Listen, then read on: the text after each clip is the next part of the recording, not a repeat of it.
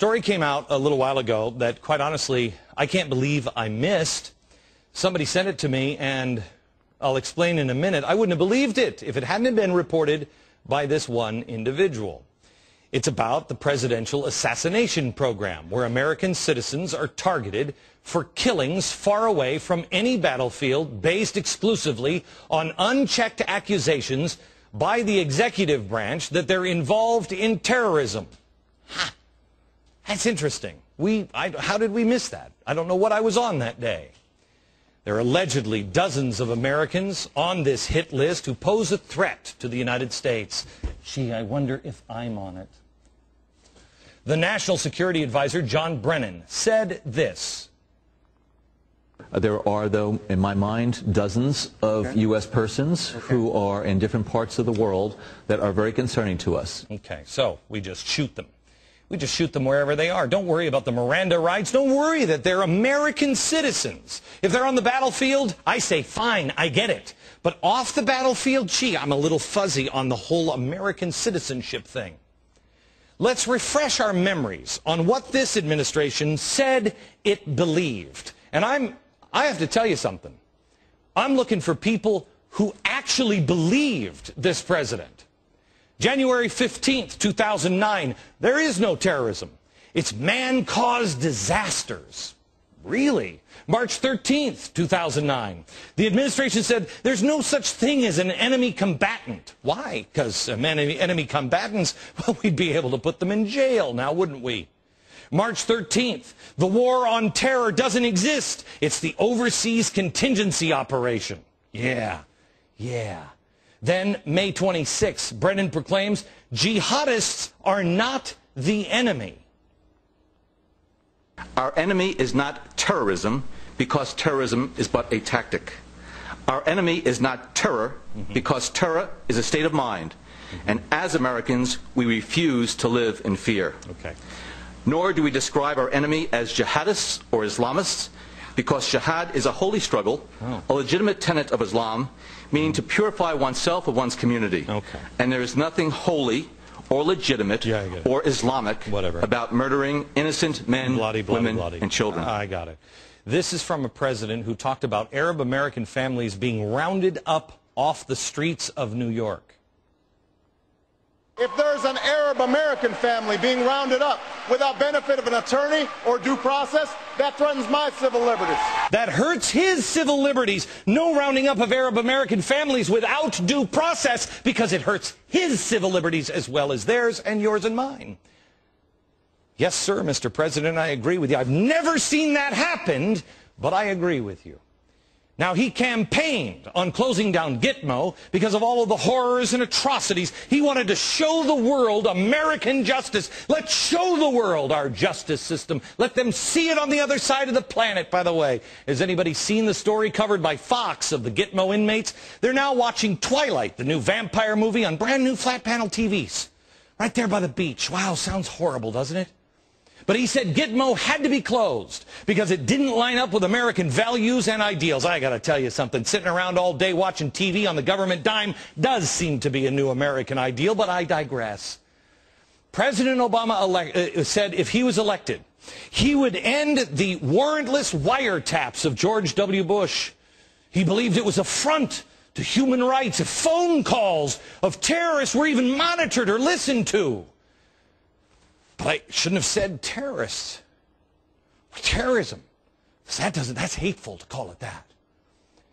But now, it's totally cool to shoot Americans suspected of terrorism, something that doesn't exist. I'm a little confused, because none of this seems to add up. The hypocrisy, kind of like they're against the death penalty, but they don't want to send anyone to prison without trial, so we'll just give them the death penalty and not send them to prison, but we still don't have the trial. Can you help me out with this one? Because I can't possibly figure this one out.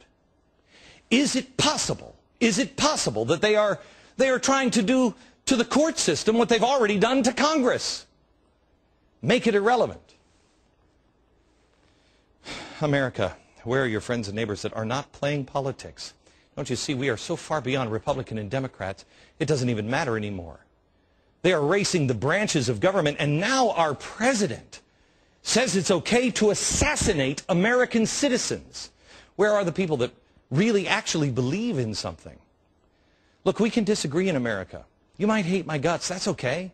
That's all right. But we have to have an honest debate, and with that, we have to have principles. Where does this administration actually stand? Where do you actually stand? They will tell you one thing, but they'll do the exact opposite. I'm sorry, match this blackboard with this blackboard. You can't. They don't. It's schizophrenic. Something's wrong. By the way, I want to stop here for a second because I guarantee you the low-lifes of George Soros blogs like Media Matters have to put down their World of Warcraft 3 controllers, rush back, just to call me all kinds of names. We are so polarized now that it is an automatic reaction if I bring it up. It's a lie. It has to be a lie. But I mentioned that I saw this story. Somebody had sent it to me. The quotes we used a moment ago were from the far-left site Salon.com. The segment that somebody sent to me was from the ever-conservative MSNBC. Here's a taste of it.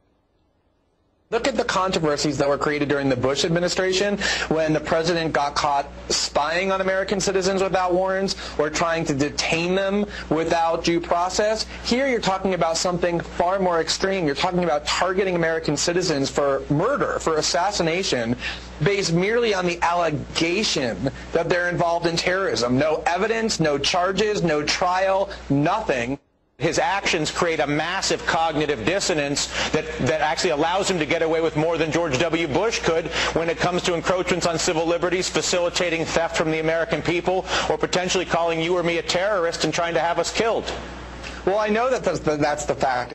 Okay, I have to tell you, I don't think I would have even looked into this story had it been, from, the GOP conservative blogs. I wouldn't have.